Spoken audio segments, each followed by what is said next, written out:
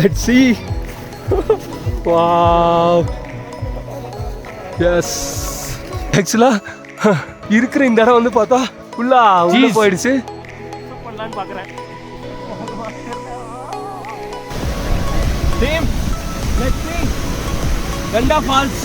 இது வந்து சைனா பார்டர்ல இருக்கு.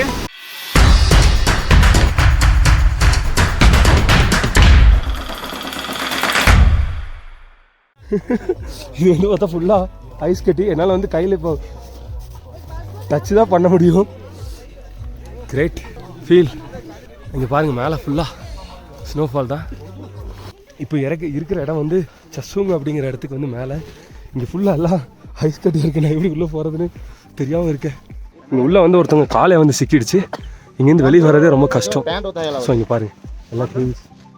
அங்கே சன்லைட் வந்து எப்படி வருதுன்னு பாருங்களேன். இந்த இதுக்குள்ள அப்படியே இந்த சன்லைட்டோட அப்படியே எடுக்கிறது அப்படி இருக்கு. ஃப்ரம் ஒடிசா. அவர் வந்து நம்ம ஹைதராபாத். ஸோ எல்லாரும் இங்க உள்ள வியூஸ் வந்து பிரில்லியன்ட். அப்படியே ஒரு மெஸ்மரைசிங் ஆயிடுச்சு. நான் என்ன மறந்து அந்த மாதிரி ஒரு ஃபீலா இருக்கு. இங்க அந்த மரத்துக்கு மேல போகணும் போய் வரணும் அப்படின்னு சொல்லி தோணுது. ஆக்சுவலா இது ஃபுல்லா உள்ள வந்து போகுது. இங்கிருந்து எடுக்கிறதுங்கிறது ரொம்ப கஷ்டம். Let's see. வா டீம், நான் இவ்வளோ சேஃப்டி போட்டிருக்கேன். பட் ஸ்டில் என்னால் வந்து மேனேஜ் பண்ணுறது வந்து ரொம்ப கஷ்டமாக இருக்குது. இங்கே பார்த்தீங்கன்னா உங்களுக்கு தெரியும் பின்னாடி ஃபுல்லாக ஊசி இலை காடுகள். இங்கே வந்து கோப்ரோ அலௌட் இல்லை, ட்ரோன் அலௌட் இல்லை. ஏன்னா இங்கே மேலே போகிற இடம் வந்து பார்த்தீங்கன்னா சைனீஸ் அந்த பார்டர். அதனால இன்னும் மேலே ஹைட் போக போக ஆக்சிஜன் இப்போ இருக்கிறதே வந்து கிட்டத்தட்ட 11,000 ஃபீட்டுக்கு வந்து மேலே. ஜஸ்ட் உங்களுக்கு ஒரு இந்த வியூ காட்டுறதுக்காக.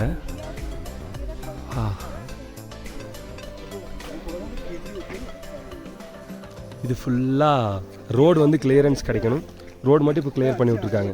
இது பண்ணால் மட்டும்தான் நம்மளால் வரவே முடியும். ஸோ இங்கே பார்த்தீங்கன்னா தெரியும் அவங்க வந்து நூடுல்ஸ் பண்ணிட்டு இருக்காங்க. நீட்டாக சாப்பாடு. தென் காஃபி. भैया आपका नाम? You need coffee, sir? Okay make me Strong or normal? Normal. क्या बात है यार. நைஸ். ஸோ அவர் வந்து ஸ்ட்ராங்காக ஒரு காஃபி பண்ணி கொடுத்துருந்தாரு. கொஞ்சம் குடிச்சிக்கலாம். இங்கே பாருங்கள் என்னோட பார்ட்னர். सो என்னோட நல்ல एक्सपीरियंस, गुड एक्सपीरियंस पर्सन. सो आप ही बता सकते हैं ये चश्मा पहन रहे हैं ना, किसके लिए पहन रहे हैं? आप जो मेरे को पहले बताया था ना, वो निकल के थोड़ा समझाओ. ये चश्मा यूवी प्रोटेक्शन चश्मा है. जब स्नो फ्रेश स्नो गिरता है. ஸோ அவர் என்ன சொல்றாருன்னா, இந்த கண்ணாடி வந்து பார்த்தா ஸ்டைலுக்காக போடுறது கிடையாது. இப்போ அந்த ஐஸ் கட்டி வந்து விழுகும்போது சன்லைட் கூட அது படும்போது அதோட சைஸ் வந்து கம்மியாயிடும் டியூ டு அந்த ஹீட் ட்ரான்ஸ்ஃபர்னால. அப்போ என்ன ஆகுனா, நம்ம அந்த கண்ணாடி போடல அப்படின்னா அதை நம்ம பார்க்கும்போது நம்மளோட லைட்டிங் வந்து கண்ணோட வந்து அஃபெக்ட் ஆயிரும். அப்படிங்கிறதுக்காக தான் அதை வந்து போடுறோம். ஸோ உங்களுக்கு ஒரு சின்ன அப்டேட். ஸோ இந்த லொக்கேஷன்ஸ் வந்து பாருங்க எப்படி இருக்குன்னு. ஜஸ்ட் see how பார்த்துருப்பீங்க. Punjabi song. Punjabi song.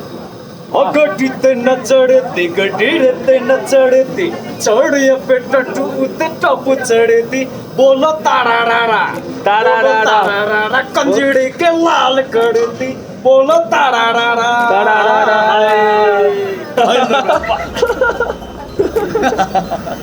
Enjoy. அதாவது இந்த கிளைமேட்டில் இந்த மாதிரி விஷயத்தில் வந்து நம்ம என்ஜாய் பண்ணலாம். இங்கெல்லாம் பாருங்கள் நிறைய ஷூட்டிங் ஸ்பாட் எல்லாம் போயிட்டுருக்கு. ஸோ பியூட்டிஃபுல் கப்பல் ஃப்ரம் யூபி. இப்போ நம்ம வந்து எனக்கு காஃபி டீ குடிக்காம, அதாவது இங்கே வேறு ஆப்ஷனும் இல்லை நம்மக்கிட்ட. நம்ம இதுதான் பண்ணி ஆகணும். இது ஆக்சுவலாக சன்லைட் அங்கேருந்து வருது. இது ஃபுல்லாக ஐஸ் தான். அங்கே பாருங்கள் ஃபுல்லாக கொடியெல்லாம் வச்சு எல்லாம் வேறு மாதிரி போகுது.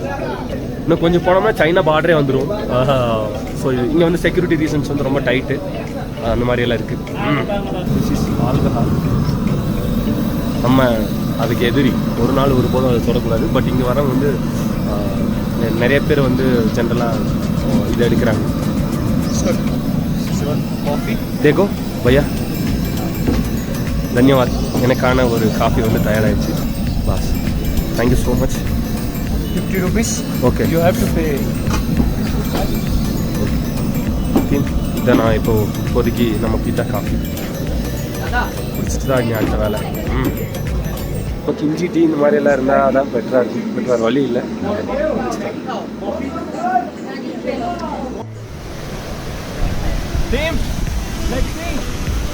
கண்டா ஃபால்ஸ்.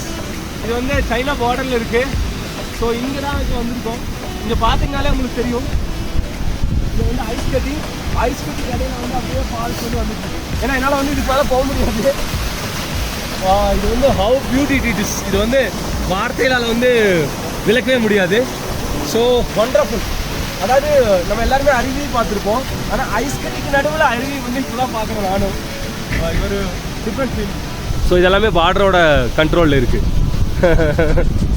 ஸோ இந்த ஐஸ் கட்டிக்கு இடையில வந்து எப்படி நீர்வீழ்ச்சி வந்து போயிட்டுருக்குன்னு பாருங்கள். இந்த இடத்துல இருந்து உங்ககிட்ட ஒரு விஷயம் வந்து ஷேர் பண்ணணும்னு தோணுது. என்னென்னா, ஸோ நீங்கள் வந்து ஃபர்ஸ்ட் ஆஃப் ஆல் கண்ணாடியெல்லாம் போட்டோன்னு சொல்லி இப்படி தப்பாக எடுத்துக்கூடாது.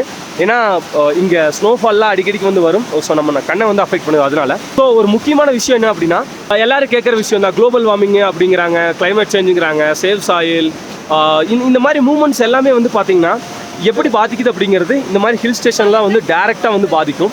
எப்படின்னா க்ளவுட் பஸ்ட் அப்படின்னு சொல்லி நம்ம சொல்லுவோம். அதாவது மேக வெடிப்புனா அப்படியே மேகம் வந்து வெடிச்சிறது கிடையாது. அதுக்கு வந்து ஒரு சயின்டிஃபிக் டேம் 1946 தான் வந்து அந்த டேமை வந்து டிஃபைன் பண்ணாங்க. அது வந்து யூஎஸ்கார் ஒருத்தர், அவர் பேர் வந்து அலெக்ஸ் ஹெலின்னு நினைக்கிறேன் எக்ஸாக்டாக, பட் நேமில் மேபி தப்பு இருக்கலாம். பட் அதில் உள்ள ஒரு விஷயம் என்ன அப்படின்னா, அந்த சயின்ஸ் வந்து என்னென்னா, இப்போது 100 மில்லிமீட்டருக்கு மேலே ஒரு குறிப்பிட்ட ரீஜியன், அதாவது ஒரு குறிப்பிட்ட இடத்துல ஒரு குறிப்பிட்ட டைமில், அதாவது ஒரு 3 to 4 ஹவர்ஸில் வந்து 100 மில்லிமீட்டர் மழை பேஞ்சிருச்சு அப்படின்னா அது வந்து மேக வெடிப்பு அப்படின்னு சொல்லி நம்ம சொல்கிறோம். இதே 50லேருந்து 100 மில்லிமீட்டர் வந்து பேஞ்சுன்னா அது மினி க்ளவுட் பெஸ்ட், அதாவது குறுகிய மேக வெடிப்பு அப்படின்னு சொல்லி சொல்லுவோம். ஆனால் இதில் விஷயம் என்ன அப்படின்னா, இது ஏன் நடக்குது அப்படிங்கிறத வந்து நீங்கள் புரிஞ்சுக்கணும். இது ஏன் வந்து நடக்குது அப்படின்னா, குளோபல் வார்மிங்னால. எப்படின்னு கேளுங்களேன், இப்போது கடலில் இருக்கிற நீர் வந்து ஆவியாகி மேகம் ஃபார்ம் ஆகி தான் மழை வந்து வருது. இப்போது உலகத்தோட வெப்பநிலை வந்து ஜாஸ்தி ஆகும்போது என்ன நடக்குதுன்னா, கடல்லிருந்து ஆவியாகிற நீர் வந்து ரொம்ப ஸ்பீடாக ஆவியாகுது. அப்போது அது ஸ்பீடாக ஆவியாகும் போது என்ன ஆகுனா, அது நிறைய மேகங்களை வந்து ஃபார்ம் பண்ணிடுது. அப்போது அதோட இன்டென்சிட்டி, அதாவது நம்மளுக்கு தேவையான மழையை தாண்டி வந்து மழை வந்து அதிகமாக பெய்யுறது. இதனால நம்மளுக்கு பயன் கிடையாது. ஸோ ரொம்ப சிம்பிளாக புரியணும் அப்படின்னா, உலகத்தில் வெப்பநிலை அதிகமாகும் போது நீர் ஆவி வந்து அதிகமாகி வந்து எதை நோக்கி மூவ் ஆகுது அப்படின்னா, ஹிமாலயன் ரீஜியன், எஸ்பெஷலி வந்து பார்த்திங்கன்னா ஜம்மு காஷ்மீர், அப்புறம் ஹிமாச்சல் பிரதேஷ், மணிப்பூர், சிக்கிம், மேகாலயா, இந்த மாதிரி இடத்துல எல்லாம் வந்து அதிகபட்சமாக ஆகிற மேகங்கள் வந்து நம்ம இந்த ரீஜியனில் வந்து அதோட இன்டென்சிட்டி வந்து ஜாஸ்தி பண்ணுது. அதாவது இங்கே நார்மலாக மழை பெய்யும், ஆனால் இந்த குளோபல் வார்மிங்னால ஜாஸ்தியாக வந்து மழை ஒரே நாளில் பெஞ்சு, ஒரு வருஷம் ஃபுல்லாக பெய்ய வேண்டிய மழை ஒரே நாளில் பெஞ்சு என்ன நடக்கும்? ஸோ அதுதான் மேக வெடிப்பு. ஸோ நீங்கள் வந்து அதை காம்ப்ளிகேட் பண்ணிக்கூடாது. இந்த விஷயம் வந்து நான் எதுக்காக இந்த இடத்துல இருந்து பதிவு பண்ணோம்னா, இட்ஸ் நாட் என்டர்டைன்மெண்ட், வந்தோம் நம்ம அப்படி பண்ணோம் அப்படிங்கிறதுக்காக இல்லை. இது எல்லாமே வந்து உங்களுக்கு ஒரு லைவ் எக்ஸ்பெரிமெண்ட். இப்போ இந்த இதை நம்ம பார்க்குறோம் பாருங்கள். ஐஸ் கட்டி வந்து உருகி தான் வந்து தண்ணியாக மாறி அது வந்து ரிவராக ஃபார்ம் ஆகுது. இது வந்து ஒரு பெஸ்ட் எக்ஸாம்பிள். இது டாப்லேருந்து வந்து வந்துட்டு இருக்கு. இப்போது உலகத்தோட வெப்பநிலை வந்து ஜாஸ்தி ஆகும் போது என்ன ஆகும்னா, இந்த ஐஸ் கட்டிகளெல்லாம் வந்து ஜாஸ்தியாக உருக ஆரம்பிச்சிடும். அப்போ என்ன ஆகும்? தண்ணி ஜாஸ்தி ஆகும். இந்த தண்ணியெல்லாம் ஜாஸ்தி எங்கே போகும்? திருப்பி கடலில் போகும். கடல் மட்டம் உயரும். கடல் மட்டம் உயர்ந்தால் என்ன ஆகும்?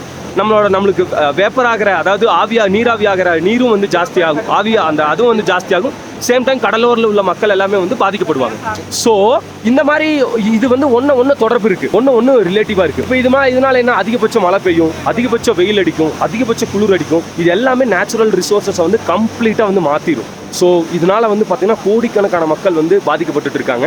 இப்போ இங்கே வந்து பார்த்தீங்கன்னா லாஸ்ட் October 4th வந்து ஒரு மேக வெடிப்பு சம்பவம் வந்து நடந்து, டெஸ்டான்னு சொல்லிட்டு ஒரு ரிவர், அந்த ரிவரில் வந்து பார்த்தீங்கன்னா நைட்டு 3-4 மணிக்கு வந்து 100 மில்லிமீட்டருக்கு மேலே மழை வந்து ஒரு 2 to 3 ஹவர்ஸில் வந்து பேஞ்சு மொத்த ரீஜியனையும் வந்து காலி பண்ணி இங்கே உள்ள மக்கள் எல்லாம் வந்து ரொம்ப பாதிக்கப்பட்டிருக்காங்க. கிட்டத்தட்ட 100கணக்கான மக்கள் இறந்து போயிட்டாங்க. ஸோ மக்கள், ரொம்ப ரொம்ப முக்கியமான விஷயம், இந்த மாதிரி பேரழகான இயற்கையை வந்து மனிதனுடைய நடவடிக்கைனால தான் அது வந்து அழிஞ்சு போகுது. ஸோ நம்ம ஒருத்தரோட கடமை இதை பேணி பாதுகாக்கணும். அதை இங்கிருந்து நான் உங்களுக்கு சொல்ல வேண்டிய காரணம் என்ன அப்படின்னா, அட்லீஸ்ட் அதோட இன்டென்சிட்டி என்னன்னு உங்களுக்கு புரியும்.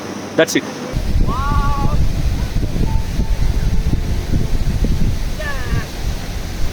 भैया आप वो बर्फ जो निकल रहा है सब इधर से, वही बर्फ कटिंग